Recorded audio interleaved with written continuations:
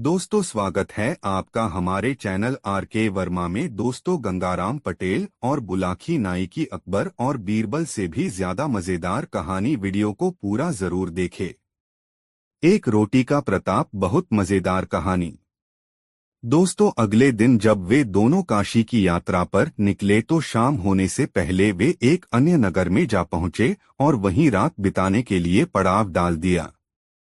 अन्य दिनों की भांति ही पटेल ने अपनी खुर्जी से निकालकर कुछ रुपए बुलाखीराम को सौंपे और उसे अपने और घोड़ों के लिए भोजन खरीद लाने को कहा। दिन अभी शेष था। आठ बुलाखी नगर को देखने की इच्छा से कुछ दूर राजदरबार में चला गया। वहां उसने जो दृश्य देखा तो उसे देखकर उसके आश्चर्य का ठिकाना न रहा। उसने जल्दी से सब सामान खरीदा और लौट पड़ा अपने ठिकाने की ओर।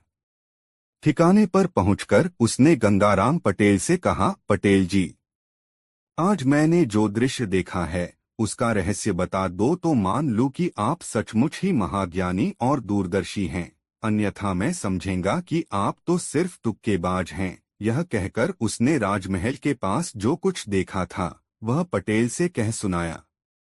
सुनकर पटेल ने कहा, रात को सोते समय तेरी इस समस्या का समाधान करूंगा।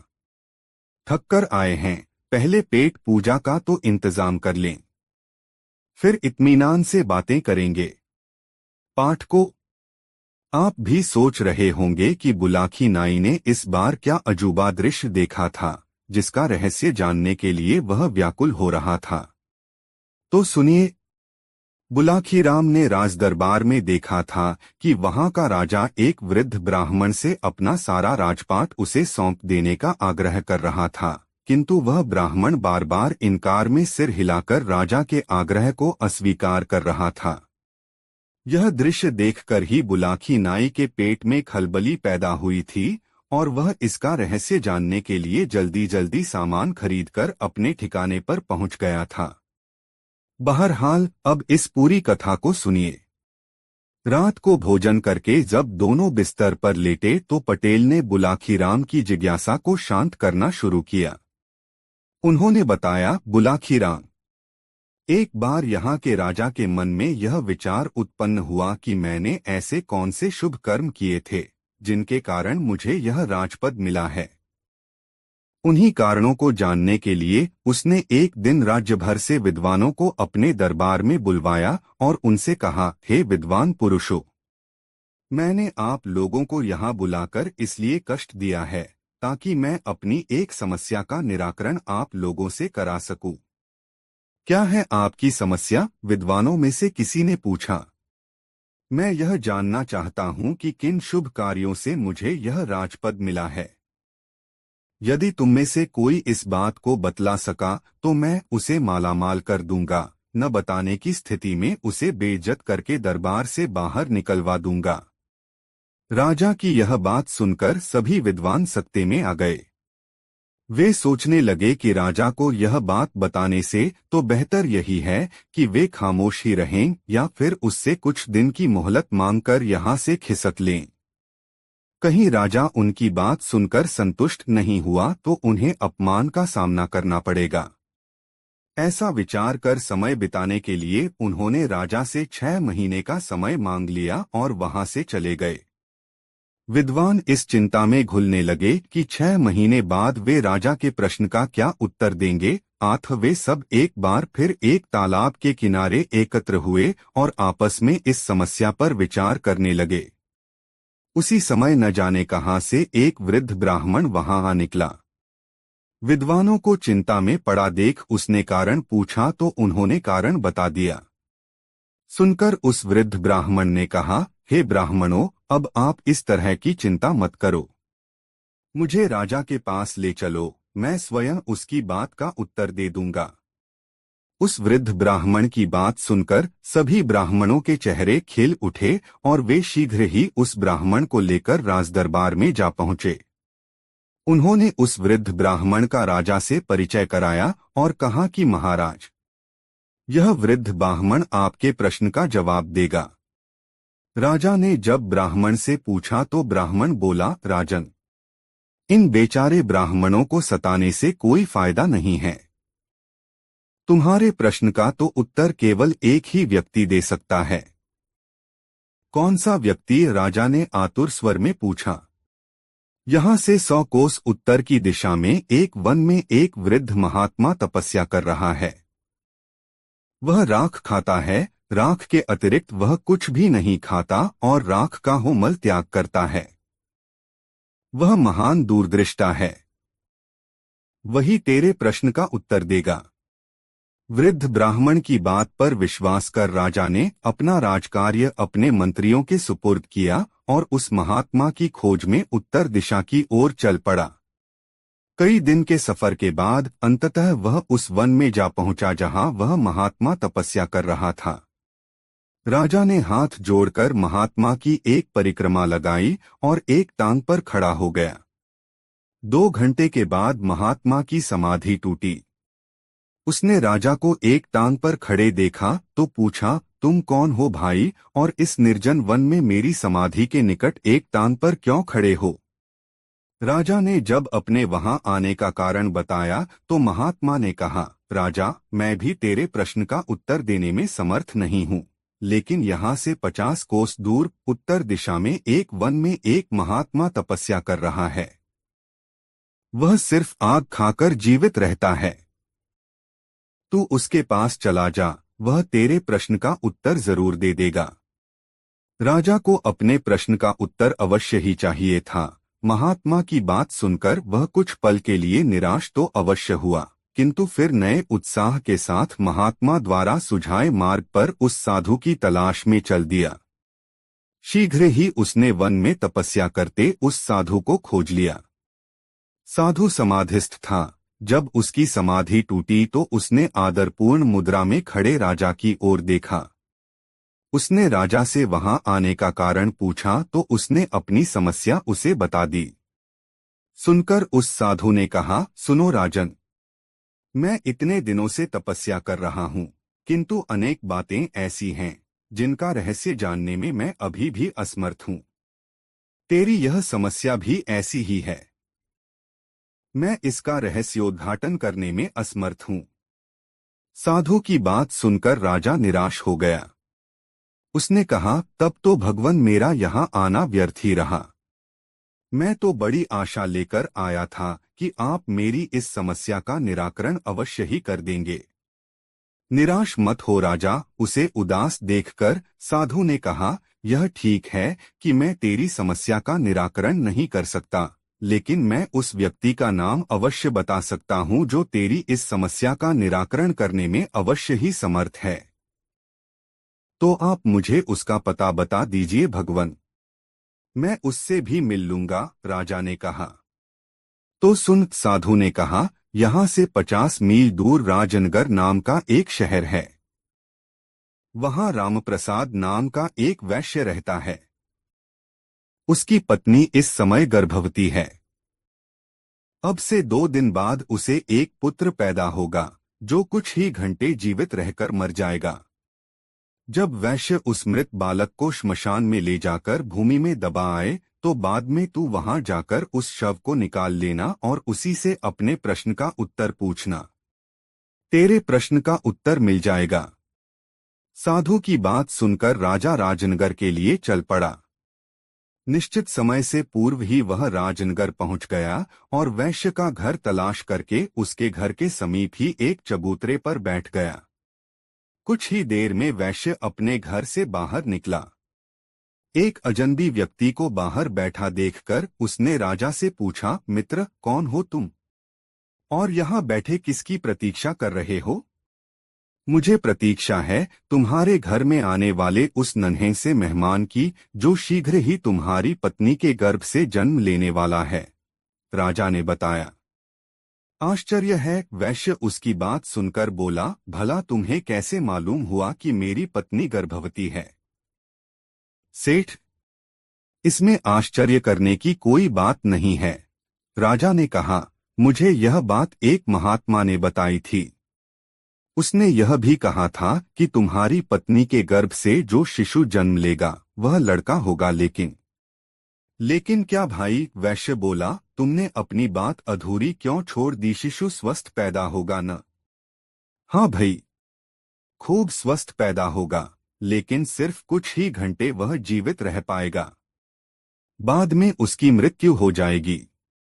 अरे भाई शुभ शुभ बोलो, वैश्य भयभीत स्वर में बोला। इस अधेड़ आयु में तो मेरे यहाँ पुत्र रत्न पैदा होगा, और अगर वह पैदा होने के बाद मर गया तो यह मेरे लिए बहुत आघात की बात होगी। राजा की बात से भयभीत होकर वैश्य ने आनन फानन में कई वैद्यों, हकीमों और दाइयों का प्रबंध कर लिया, लेकिन जो होना था वह होकर ही रहा। वैश्य की पत्नी की कोख से एक पुत्र पैदा हुआ, लेकिन मात्र 4 घंटे ही वह जीवित रहा। जिस घर में कुछ देर पहले तक खुशी की शहनाइयां बज रही थीं, वहां एकदम मातम छा गया। वैश्य के घर में हाहाकार मच गया। व्यापारी ने छाती पर पत्थर रखकर अपना कर्तव्य पूरा किया। उसने बच्चे के शव को कपड़े से ढांपा और उसे श्मशान में दफन कराया। योजनानुसार तब राजा वहां पहुंचा और उसने उस बालक के शव को बाहर निकाला। आश्चर्य! बाहर आते ही बालक जीवित हो गया। उसने राजा से पूछा, क्यों भाई, किस कारण से तुमने मेरी चिरनिद्रा में विघ्न पैदा किया है?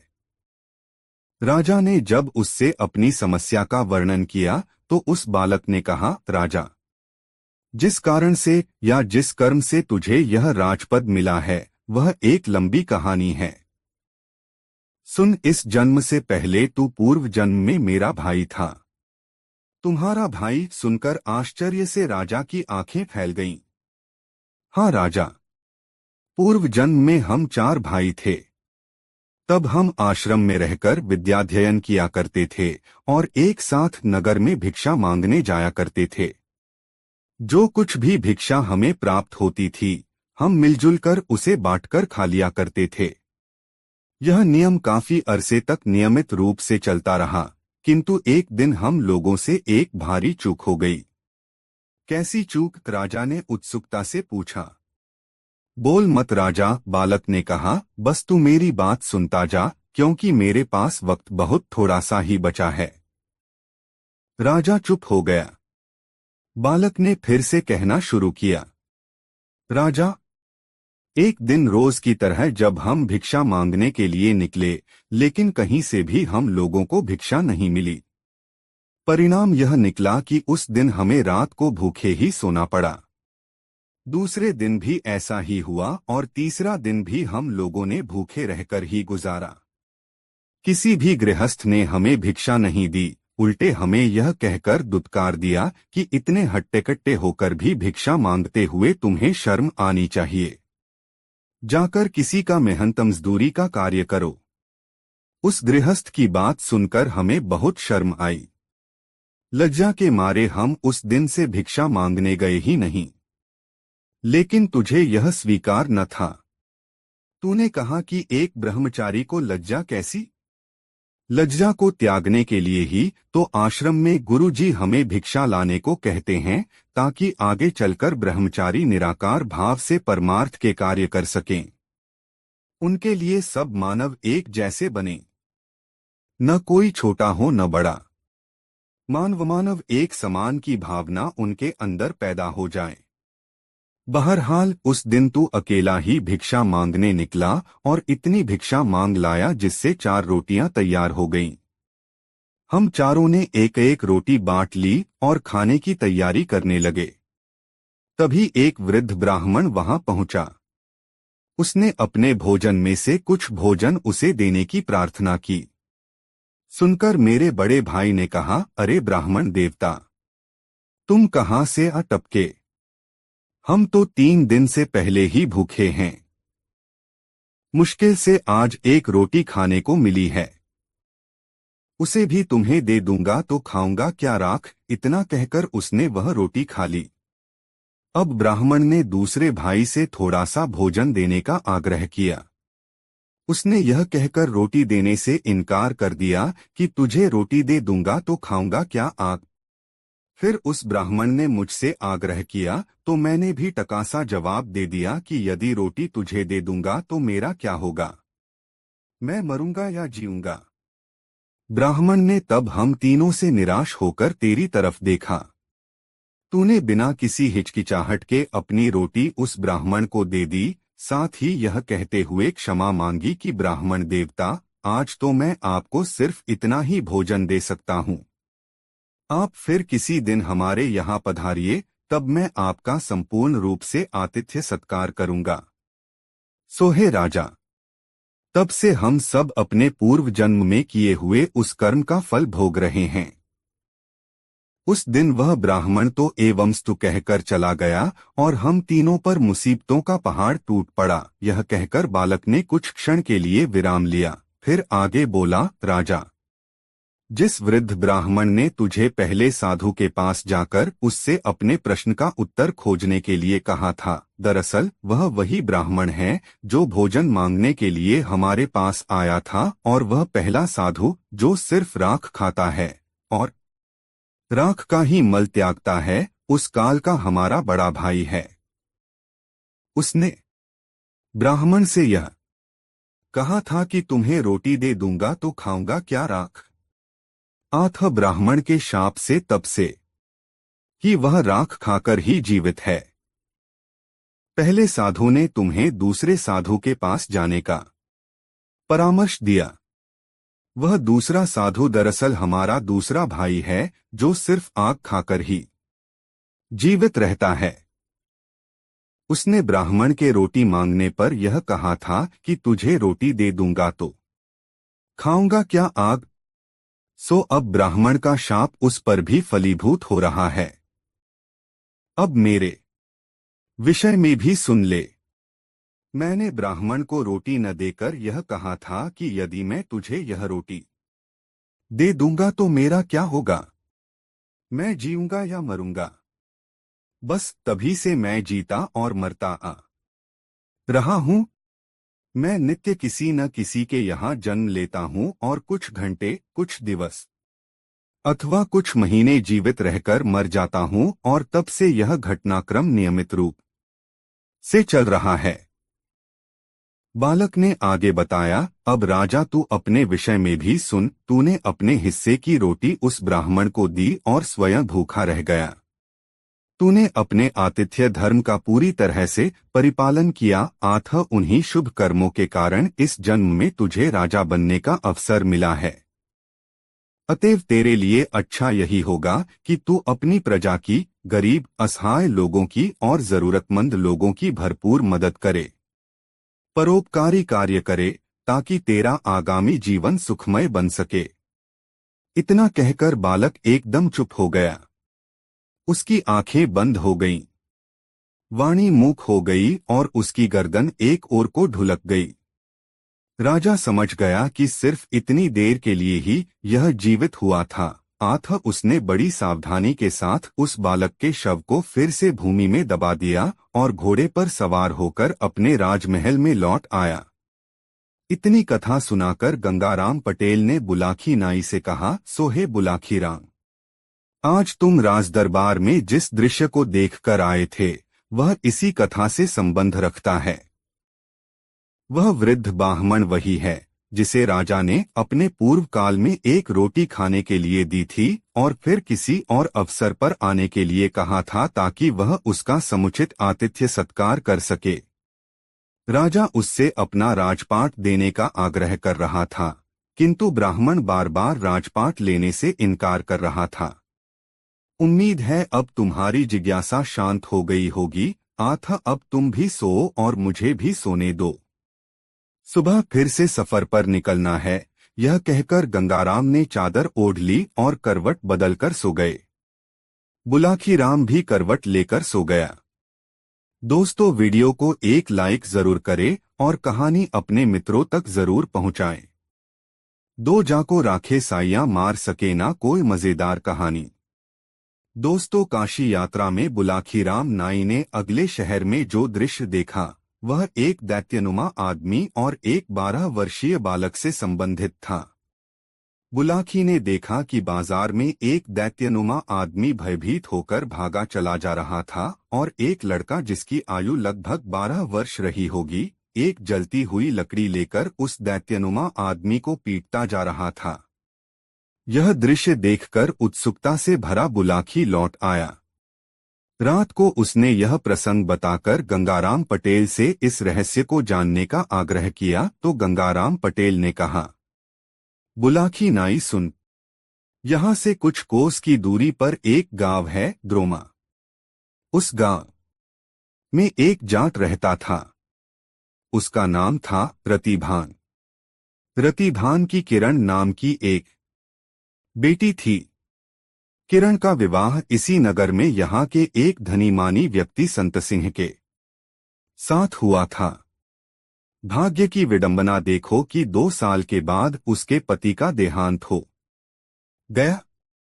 किरण की गोद में उस समय 2 साल का एक बच्चा था जिसका नाम कुंवर सिंह था। पति की मृत्यु के बाद जब किरण का उसकी ससुराल में रहना मुश्किल हो गया तो वह अपने पुत्र को लेकर अपने पिता के पास चली आई। उसके पुत्र कुंवर सिंह का लालन पालन अपनी ननिहाल में ही हुआ। समय बीतता गया। कुंवर सिंह भी बड़ा हो गया और गांव के अन्य बच्चों के साथ बाहर खेलने के लिए जाने लगा। एक दिन एक बालक ने उसे बिना बाप का कहकर चिढ़ा दिया। तब उसने उस बालक की पिटाई कर डाली और घर आकर अपनी माता से आग्रह करने लगा कि वह उसके पिता का नाम उसे बताए, यह भी बताए कि इस समय वह कहाँ है। बेचारी किरण, वह अपने बेटे की बात सुनकर चुप हो गई। उसकी आंखों से आंसू बहने लगे। मां को रोता देखकर कुंवर सिंह उस दिन तो बाहर चला गया, लेकिन उस दिन के बाद वह बराबर अपनी माता से आग्रह करता रहा कि वह उसे उसके पिता का नाम और पता बता दे। पर हर बार उसकी मां हंसकर उसके प्रश्न को टाल देती थी। बुलाखी, एक दिन तो हद हो गई। कुंवर सिंह जब 12 वर्ष का हुआ तो एक दिन फिर उसके साथियों ने उसे बिना बाप का कहकर चिढ़ा दिया। उस दिन एक अपनी माता पर बहुत क्रोध आया।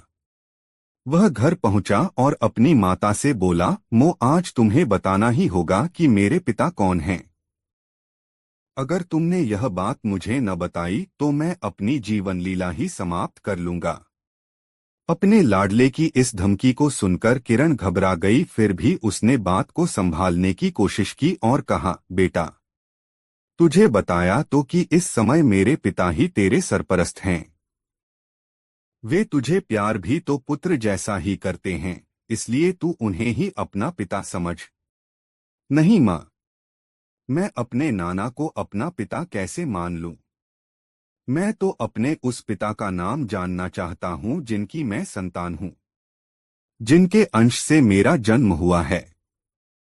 बेटा अपनी जिद पर अड़ गया तो मां को आखिर झुकना ही पड़ा। उसने कहा, नहीं मानता तो बेटा सुन, तेरे पिता का नाम था संत सिंह। अब से लगभग 14-15 वर्ष पूर्व मेरा उनके साथ विवाह हुआ था, परंतु जब तेरी आयु मात्र 2 वर्ष की थी तब एक दिन उनका देहांत हो गया। उनकी मृत्यु की क्या वजह थी माँ? क्या वे गंभीर रूप से बीमार हो गए थे? नहीं मेरे लाल, उनकी मृत्यु स्वाभाविक रूप से नहीं हुई थी, उन्हें एक प्रेत ने मार डाला था। प्रेत ने? लड़के ने आश्चर्य से पूछा, प्रेत ने उन्हें कैसे मार डाला माँ? क्या बताऊं बेटा, तेरे पिता का भरा पूरा परिवार था, खूब धन दौलत थी उनके पास, एक बहुत बड़ी हवेली थी, लेकिन दैवयोग से उस परिवार को ग्रहण लग गया। न जाने कैसे उस मकान में एक दिन एक प्रेत प्रकट हो गया। उस प्रेत ने एक एक करके परिवार के सभी लोग मार डाले। जब तेरा जन्म हुआ तो मैंने तेरे पिता से उस प्रेतग्रस्त हवेली को छोड़ देने के लिए बहुत प्रार्थना की, किंतु वह नहीं माने। दरअसल उन्हें भूत प्रेतों जैसी बातों पर यकीन ही नहीं था। फिर हुआ यह कि एक दिन वह भी उस प्रेत का शिकार बन गए। तब मैं बहुत घबरा गई और उस हवेली को बंद करके तुझे लेकर यहाँ चली आई। यही तेरा लालन पालन हुआ और अब भी हो रहा है। यह है सारी कहानी। अपनी माता के मुख से यह कहानी सुनकर कुंवर सिंह के मन में बहुत क्षोभ पैदा हुआ। उसने अपनी माता से कहा, हे माँ, तू मुझे उस हवेली की चाबी दे दे। मैं वहां जाकर यह देखना चाहता हूं कि वह प्रेत कैसा है जिसने हमारे सारे परिवार को मार डाला है। ना बेटा, ना पुत्र की बात सुनकर घबराई हुई मां ने कहा, मैं तुझे वहां नहीं जाने दूंगी। तू वहां गया तो वह प्रेत तुझे भी मार डालेगा। मैं तुझे खोना नहीं चाहती बेटा।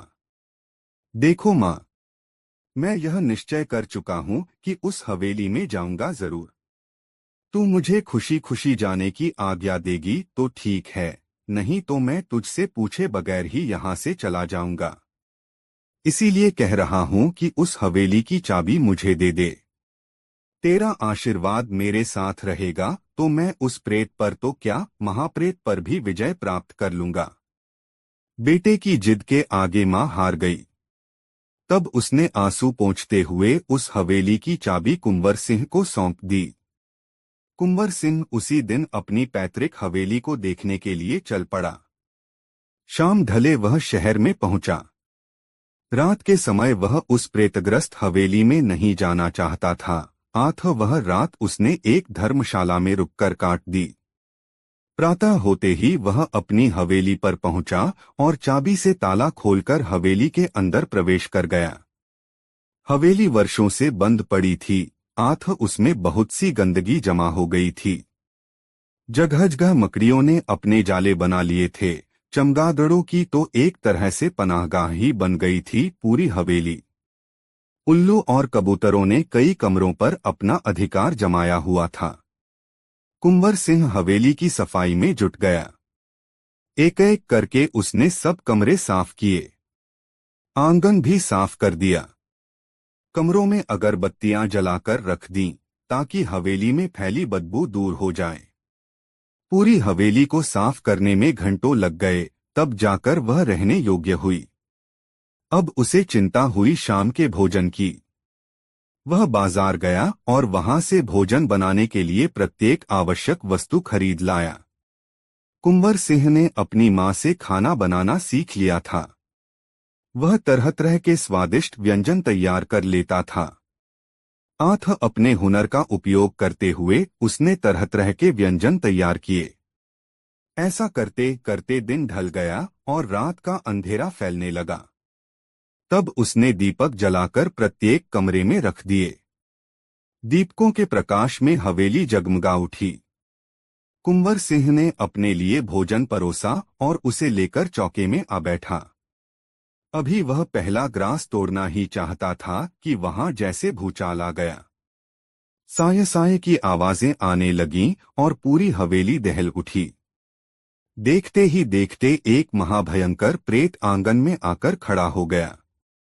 उस प्रेत को देखकर कुंवर सिंह पर तनिक भी प्रभाव न पड़ा। वह एकटक उस प्रेत की ओर देखने लगा। तभी प्रेत की घनगरज आवाज गूंजी, अरे लड़के, कौन है तू जो मेरे रहने के स्थान में निडर होकर आ बैठा है। कुंवर सिंह ने विनम्र स्वर में कहा, हे प्रेतराज, आप नाराज न हो, मेरा नाम है कुंवर सिंह और मैं किसी और जगह पर नहीं आया हूं। यह हवेली मेरे पूर्वजों की है, इसलिए इस पर मेरा ही अधिकार है। मैं अपने घर में आया हूं। अच्छा, तो तू है इस हवेली का उत्तराधिकारी। प्रेत गर्जा, तेरे परिवार के तो सभी लोगों को एक एक करके मैंने समाप्त कर दिया था। अब तू खुद ही मरने के लिए यहाँ आ पहुंचा है तो तुझे भी नहीं छोड़ूंगा। आज ही तुझे मार डाला ही मैं जरूर मार डालना। लड़का बोला, पर आज आप मेरे मेहमान हैं, विराजिए और मेरे साथ भोजन कीजिए। मैंने अपने हाथों से ये सारे व्यंजन तैयार किए हैं। आप इन स्वादिष्ट व्यंजनों का आनंद लीजिए। मुझे ये घासपात खाना अच्छा नहीं लगता। मुझे तो चाहिए ताज़ा खून। तेरे इन व्यंजनों में मेरी कतई दिलचस्पी नहीं है। प्रेत बोला, अरे प्रेत महाशय, आप चखकर तो देखिए। अच्छा न लगे तो मत खाना। ठीक है, देखता हूं चखकर। पर मुझे यह भोजन खिलाकर तू ये मत समझ बैठना कि मैं तुझ पर रहम खाकर तुझे बख्श दूंगा। मारूंगा तो मैं तब भी तुझे। लड़का हंसा, बोला, हाँ हाँ, मार देना। पर पहले मेरे साथ भोजन तो कर लो। भूखे पेट तो आपको मुझे मारते भी नहीं बनेगा। वह कहावत सुनी है न आपने, भूखे भजन न होए गोपाला। लड़के, तू बहुत बोलता है। प्रेत थोड़ा सा नरम पड़ा। ला परोस, देखूं कि वाकई खाना अच्छा बनाया है या सिर्फ अपने मुंह मियां मिट बन रहा है। कुंवर सिंह ने तब उस प्रेत के लिए भी भोजन परोस दिया। भोजन वाकई स्वादिष्ट था। प्रेत ने ऐसा भोजन पहले कभी नहीं खाया था। उसने एक बार जो भोजन खाना शुरू किया तो सारा भोजन समाप्त करके ही दम लिया। खूब चटखारे ले लेकर प्रेत ने सारे व्यंजन खाए। जब वह पूरी तरह से तृप्त हो गया तो कुंवर सिंह ने पूछा, कहिए प्रेतराज, कैसा लगा मेरे हाथ का बनाया भोजन? बहुत बढ़िया, अति स्वादिष्ट। लड़के, तेरे हाथों में तो जादू है। कहाँ से सीखा तूने इतना बढ़िया खाना बनाना? प्रेत ने पूछा। मेरी माँ ने सिखाया है मुझे, प्रेतराज, लड़के ने गर्व से कहा। अब मेरे लिए क्या आज्ञा है? क्या मैं स्वयं को पेश करूं ताकि आप मुझे खाकर संतुष्ट हो सकें? नहीं भई, प्रेत बोला, अब मैंने अपना इरादा बदल दिया है। तुम यहाँ रहो मेरे दोस्त बनकर। मैं तुम्हें नहीं मारूंगा, पर प्रतिदिन तुम्हें मुझे ऐसे ही स्वादिष्ट व्यंजन बनाकर खिलाने होंगे। हाँ हाँ, क्यों नहीं, जरूर बनाकर खिलाऊंगा, लड़के ने उत्तर में कहा। तो बुलाखी राम, उस दिन से उस प्रेत और कुंवर सिंह में सुलह हो गई। दोनों उसी हवेली में रहने लगे। प्रेत दिन में तो अन्य प्रेतों के पास चला जाता था और रात को रहने के लिए हवेली में आ जाता था। लड़का यह जानने के लिए उत्सुक रहने लगा कि पता तो लगाऊं कि यह प्रेत दिन में कहाँ चला जाता है। एक रात उसने भोजन के समय उस प्रेत से पूछ ही लिया, प्रेतराज, आज मैं आपसे एक बात पूछना चाहता हूं, बताएंगे? पूछो, प्रेत ने विनोद भरे स्वर में कहा। आप सारे दिन कहाँ रहते हैं? अरे भाई, हम भूत प्रेतों की एक अलग ही दुनिया है। हमारे कार्य और क्षेत्र निर्धारित रहते हैं। मानवों की तरह हमें भी अपने उन कार्यों को निर्वहन करना होता है। आपके जिम्मे कौन सा कार्य है? आजकल मैं धर्मराज की सेवा में नियुक्त हूँ। वह जैसा आदेश देते हैं मैं वैसा करता हूँ। धर्मराज वही न जो हर प्राणी के कार्यों का हिसाब किताब रखते हैं और उसी के अनुसार उसे दंड अथवा पुरस्कार देते हैं। हाँ भाई, वही धर्मराज। तब तो प्रेतराज, उन्हें यह भी मालूम होगा कि किस व्यक्ति की आयु कितनी है, कितने दिन वह जीवित रहेगा और कब, किस दिन, किस घड़ी वह मरेगा।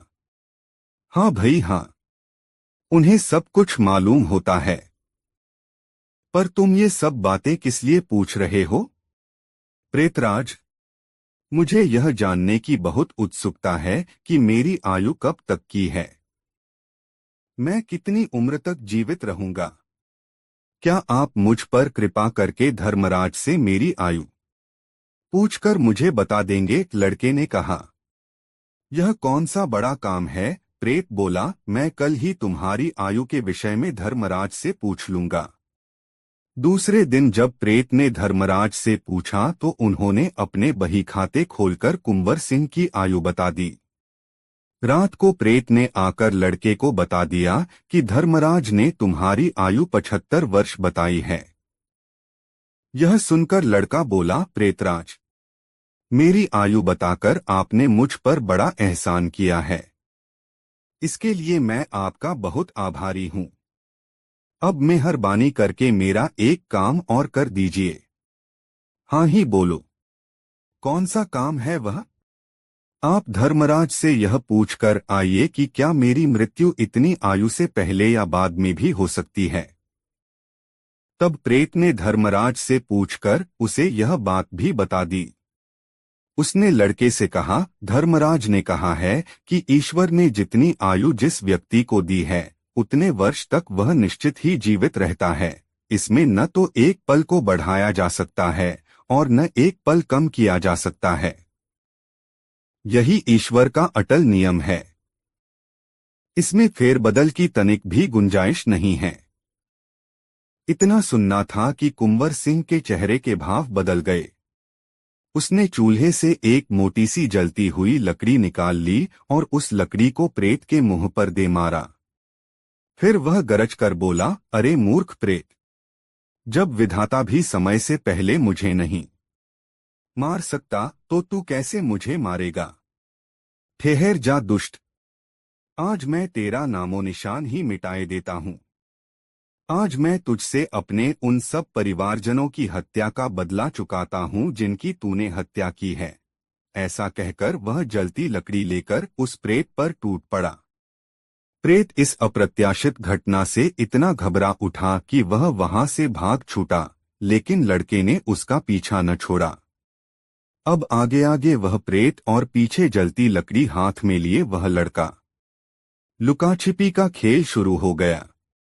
इतनी कहानी सुनाकर पटेल ने थोड़ा विराम लिया और फिर आगे बोले, बुलाखी, आज तू जिस दृश्य को देखकर आया है वह यही दृश्य था। भागने वाला भयानक प्राणी था वही प्रेत, और जो लड़का जलती लकड़ी लिए उसका पीछा कर रहा था वह कुंवर सिंह ही था। अब तो तेरी जिज्ञासा शांत हो गई ना? हाँ पटेल जी, मुझे मेरे प्रश्न का उत्तर मिल गया। अब आप भी सोइए और मैं भी सोता हूँ। कल प्रातः फिर से यात्रा पर चलना है। बुलाखी ने पटेल का ही वाक्य दोहरा दिया। पटेल की हंसी छूट गई। बोले, बहुत खूब, तो मेरा वाक्य मुझ पर हो लागू कर दिया। तू भी बुलाखी आजकल बहुत विनोदी बन गया है। दोनों ने पैर पसार लिए और चादर तानकर सो गए। दोस्तों, वीडियो को एक लाइक जरूर करें। 3 तावीज ने खोला रहस्य, नई मजेदार कहानी। दोस्तों, वापसी पर लौटते हुए शाम होने पर दोनों एक नए नगर में ठहरे। उन्होंने नगर के बाहर एक मनोरम स्थान में अपना डेरा जमाया। मामूल के मुताबिक पटेल ने पैसे देकर अपने तथा घोड़ों के भोजन का प्रबंध करने के लिए शहर भेज दिया। वहां से जब सारा सामान खरीद कर बुलाखी लौटा तो एक नई घटना देखकर आया। रात को जब दोनों खाना खाकर निवृत्त हो गए तो पटेल ने ही पूछा, बुलाखी, लगता है आज तूने इस शहर में कोई नया दृश्य नहीं देखा, इसलिए चुप बैठा है। नहीं पटेल जी, दृश्य तो मैंने देखा है और आपने वादे के अनुसार मेरी उस शंका का निराकरण भी करना है। चुप तो मैं इसलिए था क्योंकि अभी भी मेरे मानसपटल पर पवित्र काशी नगरी के दृश्य ही घूम रहे थे। बुलाखी ने कहा, काशी नगरी तो अब पीछे छूट गई। अब वर्तमान में लौट आ और मुझे बता कि आज तूने क्या देखा। पटेल बोले, पटेल जी, आज जब मैं बाजार से सामान खरीदकर वापस लौट रहा था तो मैंने एक चौराहे पर एक स्त्री को जंजीरों से बंधे हुए देखा।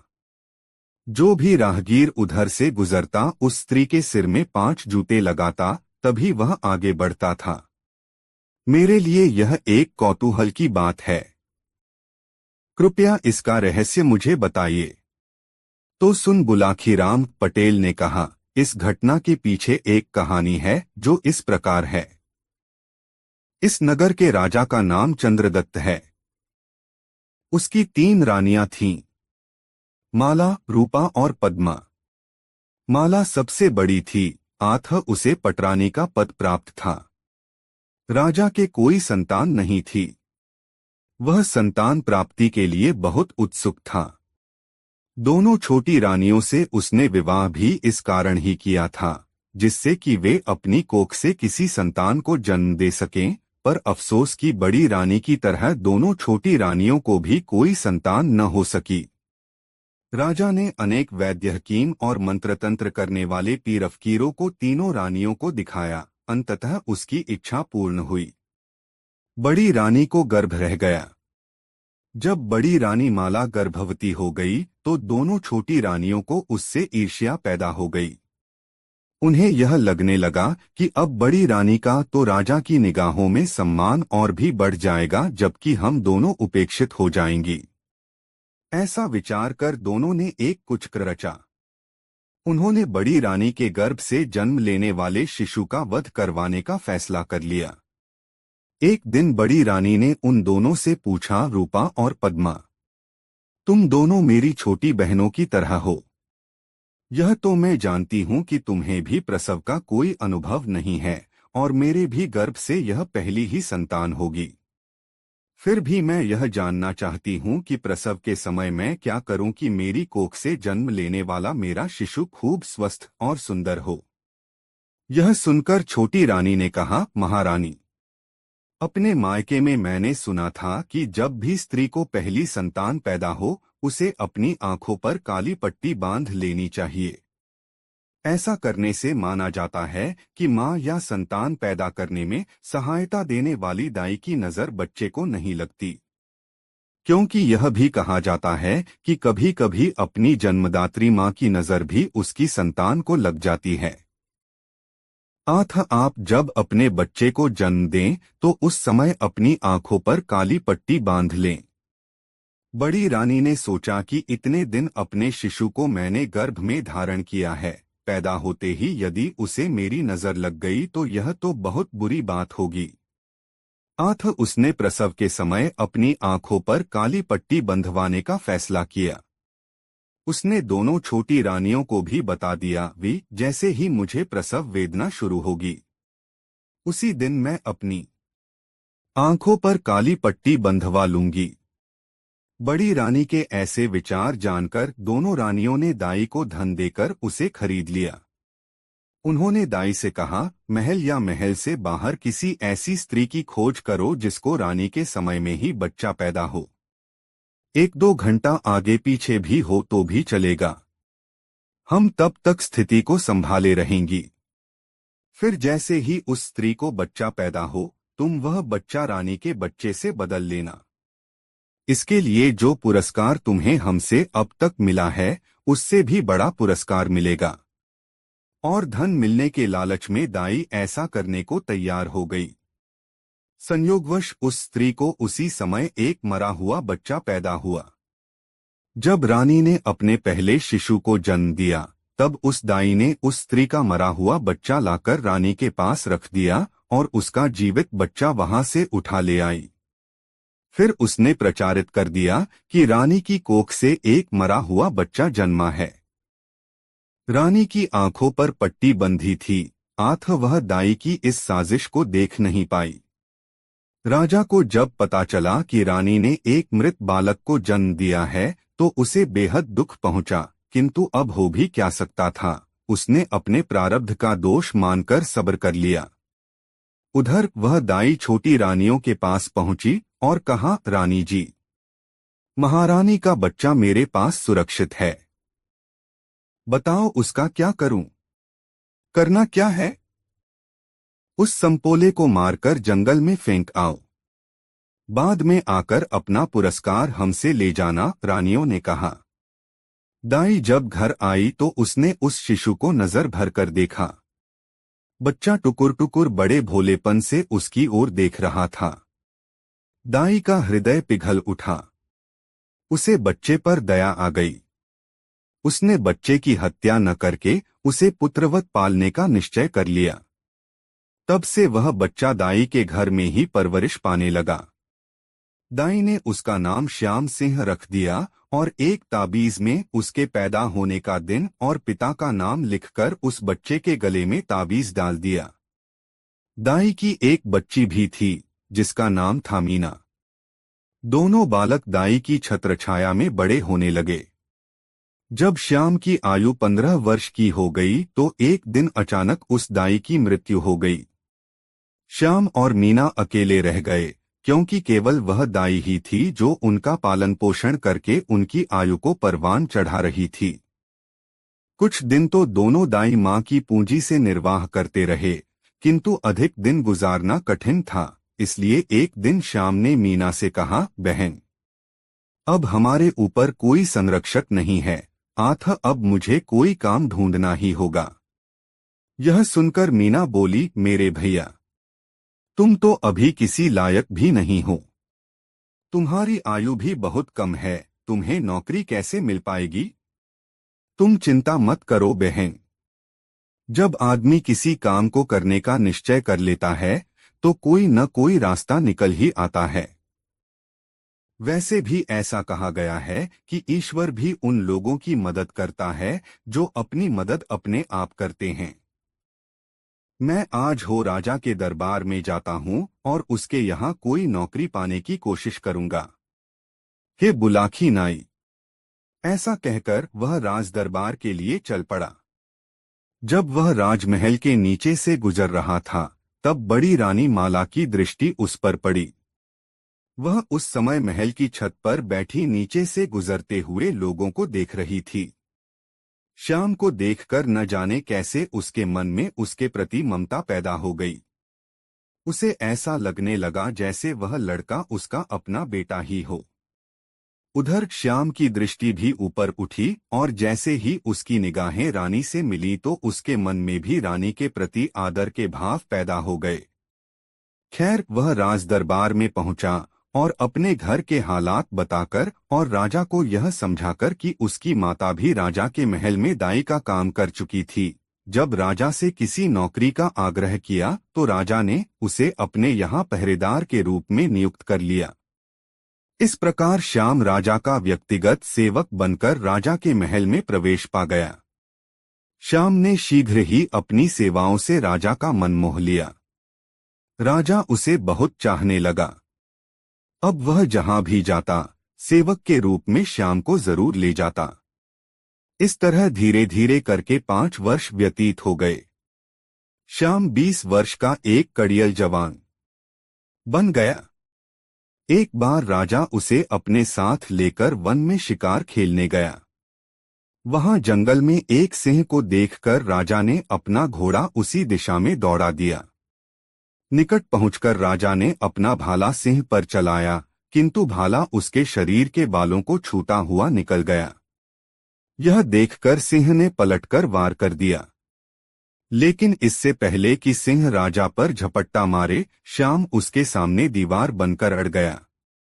श्याम ने अपनी तलवार सिंह की छाती से अड़ा दी। तब सिंह ने राजा का ध्यान तो छोड़ा और श्याम पर टूट पड़ा। दोनों में जोर आजमाइश होने लगी। कभी श्याम सिंह को तलवार से ठेलकर पीछे हटा देता, कभी सिंह दहाड़कर उसे अपने पंजों से फाड़ डालने की कोशिश करता।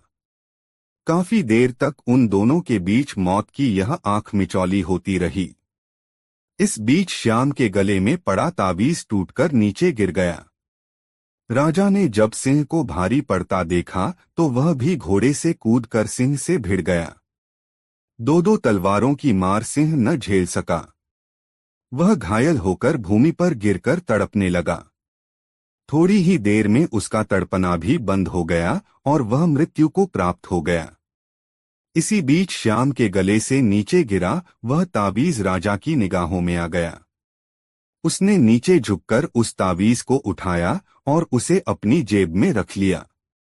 दोनों जब सिंह का आखेट करने के बाद महल लौटे तो राजा ने श्याम का बड़ा सम्मान किया। उसने उसकी पदोन्नति कर दी और कई और भी बहुत सी सुविधाएं उसे दे दी। रात को राजा ने अपनी राजसी पोशाक उतारी तो वह ताबीज उसकी जेब से निकलकर नीचे जा गिरा। राजा ने ताबीज उठाया और ताबीज को उलट पलट कर देखा। फिर उसने जब ताबीज खोला तो उसमें से एक कागज का पुर्जा निकला जिसमें श्याम के बारे में सब कुछ लिखा हुआ था। राजा को यह जानकर बेहद खुशी हुई कि श्याम उसी का बेटा है। तावोज में मिले कागज पर लिखी तहरीर को पढ़कर राजा को सारा भेद मालूम पड़ गया। उसने बड़ी रानी माला को जब यह बात बताई तो उसकी खुशी का भी ठिकाना न रहा। उसने श्याम को अपनी छाती से लगा लिया और बार बार उसकी बलैया लेने लगी। तावीज में मिली तहरीर पढ़कर राजा को दोनों छोटी रानियों पर बेहद गुस्सा आया। उसने उसी समय दोनों को दंड देने का निश्चय कर लिया। उधर जब दोनों रानियों को यह मालूम हुआ कि उनकी योजना का भंडाफोड़ हो गया है और राजा अब उन्हें क्षमा नहीं करेगा, तो वे दोनों बेहद घबराईं। इसी घबराहट में रानी पद्मा ने तो विष खाकर आत्महत्या कर ली, लेकिन रूपा आत्महत्या करने का साहस जुटा न पाई। राजा ने उसे जीवित गिरफ्तार कर लिया और सजा के रूप में उसके हाथ पांव बंधवाकर एक चबूतरे पर बिठा दिया। फिर उसने आज्ञा प्रसारित करवा दी कि राज्य का जो भी व्यक्ति उस चबूतरे के पास से गुजरे, वह रानी रूपा के सिर पर 5 जूते मारे। कहानी का समापन कर पटेल ने कहा, सोहे बुलाखी नाई, आज तुम जो अनोखी घटना देख कर आए थे, वह वही घटना थी। रूपा रानी को उसके किए का दंड दिया जा रहा था। उम्मीद है यह सब जानकर तुम्हारी शंका का समाधान हो गया होगा। यह कहकर पटेल जी खामोश हो गए। बुलाखी को भी अपने प्रश्न का उत्तर मिल चुका था, अतः वह भी सोने की तैयारी करने लगा। कुछ ही देर में दोनों के खर्टी गूंजने लगे। दोस्तों, यह कहानी आपको कैसी लगी कमेंट में जरूर बताएं। ऐसी और नई मजेदार कहानी सुनने के लिए हमारे चैनल आरके वर्मा को सब्सक्राइब जरूर करें। वीडियो अपने मित्रों को जरूर शेयर करें। वीडियो देखने के लिए धन्यवाद।